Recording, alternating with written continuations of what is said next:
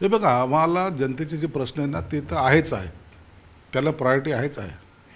पण उद्या जर अशा गोष्टीत जर आपण माघार घेतली ना, हे मंदिरं कधी बदलतील ना हे सुद्धा कळणार नाही. हे पाहिजे का असं? आपली संस्कृती मिटवायची आहे का? आपले अस्तित्व संपवायचं आहे का?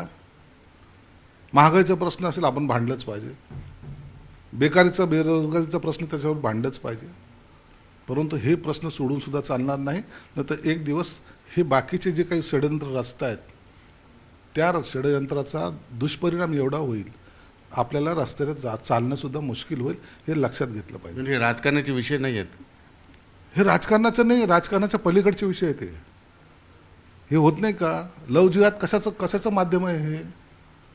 हे सगळा प्रकार जेव्हा वाढेल ना एक दिवस, त्या टायमाला सर्वसामान्य माणसाला, पोरींना, बायांना रस्त्यावर चालणं मुश्किल होऊन जाईल.